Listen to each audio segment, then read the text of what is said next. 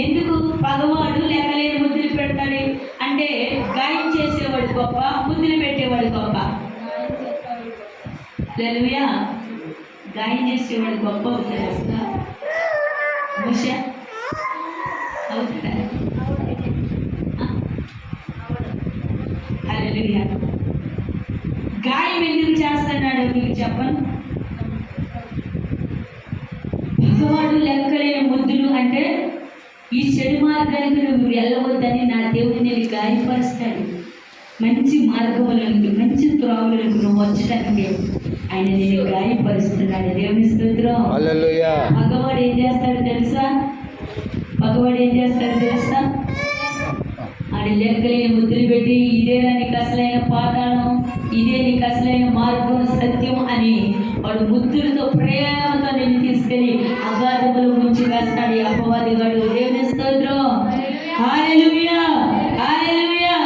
నిజంగా రాత్రికాల సమయంలో మనం ప్రార్థనకి వెళ్ళేటప్పుడు మోషన్ చాలా అడుగుంటూ వచ్చి ఎక్కడికి వెళ్తున్నావు నువ్వు ప్రార్థనగా ఎక్కడ కొత్తగా ప్రార్థనకి వెళ్తున్నావు అని వాళ్ళు లేరా? ఉన్నారా లేదా? అలాగే అదే చెడు మార్గంలో తిరుగు ఏదో 2 గంటల సిగరెట్ వచ్చేట్లో ఇది ఏ బాటిల్, వీటి బాటిల్ పట్టుకుని నువ్వు బజార్లో నుంచి అబ్బా మంచిగా పట్టండి చెప్పండి. దేవుని స్తోత్రం. ఆనందించేవారు లేరా? చెడు మార్గములు నడిచేటప్పుడు ఎందరో ఆనందించి నేనున్నా, నువ్వు భయపడద్దు అని నీ భుజం తట్టి సపోర్ట్ ఇస్తానంటారు. ఆపత్తి కాలంలో నీ దగ్గరికి ఎవరూ చాలరు. హల్లెలూయా. ఆపత్తులో ఆదుకోగలిగిన వాడు నేను ప్రకటిస్తున్న నజరేయుడు మాత్రమే. గట్టిగా చెప్పండి. వాడు లేవనెత్తగలవాడు. ఇది రోజు ప్రార్థనలో కూర్చొని చాలా మంది అనొచ్చు, కొత్తగా ప్రార్థనలు ఏంటి, కొత్తగా కొట్టాలంటే, కొత్తగా ఇయ్యండి ఇయ్యండి అంటారు. కానీ నేను వెనకడికి వెయ్యకూడదు. దేవుని స్తోత్రం. హల్లెలూయా. వారేడిపే నీకు వెలుగుదల. దేవుని స్తోత్రం. హల్లెలూయా. అందుకని ఇక్కడ భగవాడు ఏం చేస్తాడంట చెప్పాలి. ఈ లోకంలో ఉన్నాడు చాలా బుద్ధి పెడతాడు. రారా ఎక్కడేముంది అక్కడ ఉంది మంచి మార్గం. హల్లెలూయా. నిజమైన స్నేహితుడు ఏం చేస్తాడు? గాయం చేస్తాడు. ఆ మార్గం మంచిది కాదు. హల్లెలూయా.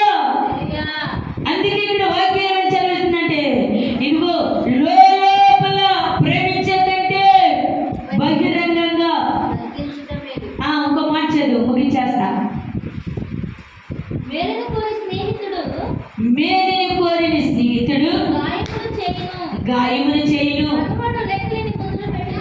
అంటే నేను చెప్పింది ఏమైనా తప్ప కాదా అని మళ్ళా వినిపిస్తున్నాడు. మేలు కోరేవాడు ఏం చేస్తాడంట? గాయం చేస్తాడంట. కడుపు నిండిన వాడు తేనె పొట్టినైనను త్రొక్కివేయును. హల్లెలూయా.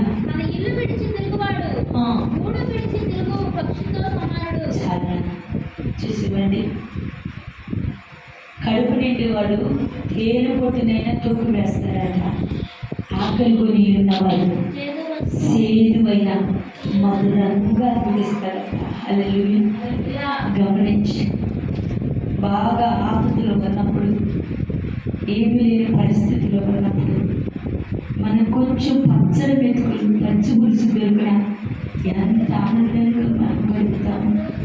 గమనించి నాకు ఒకసారి వాక్యం నాకు దుఃఖం అనిపించింది. ఎందుకంటే మేము ఒకప్పుడు చాలా ఆకలితో ఉన్నప్పుడు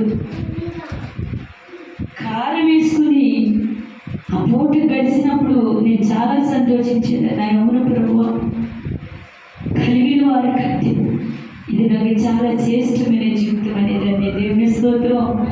రోజు లేని అటువంటి వారు మనం చాలా మంచి పదార్థాలు వండుకుంటే ఆకలితో అలమటిస్తూ పక్కన పండుకున్న, ఆకలికి ఆకలితో పడుకున్న వారిని చూసి పలకరించే స్వభావం అనుకుంటుంది.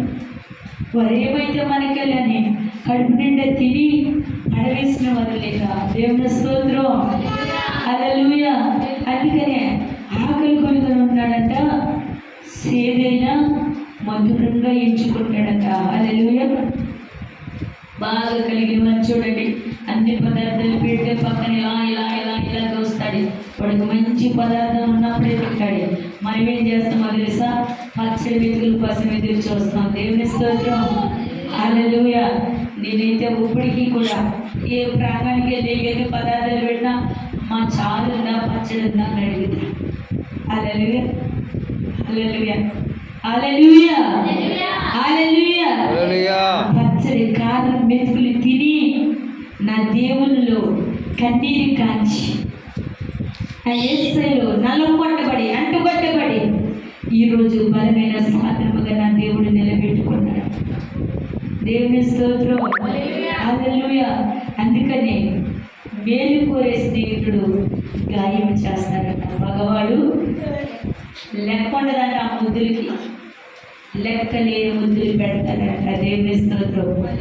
లాస్ట్కి ఒక మాట, మీకు ముద్దులు కావాలా, గాయం కావాలా? మనసారా చెప్పండి, ఏం కావాలి? మోషే గారిని అడుగుదాం. మోషే గారు అంటే అనే చిన్న మోషేని అడుగుదాం. ముద్దులు కావాలా, గాయం కావాలా? దేవుని స్తోత్రం. హల్లెలూయా. ఈ 4 వారాల్లో ఈ రాత్రి సభలో మంచి పాఠాన్ని పిల్లలు నేర్చుకున్నాడు. దేవుని స్తోత్రం. ఏదో నామకార్థం విని వదిలేసి పెట్టలేదు, మంచి అనుభవం కలిగిన మాట నేర్చుకున్నాడు. ఇంకేమన్నా ఒక మాట చదవండి నాన్న, దాంట్లో ముగించేద్దాం.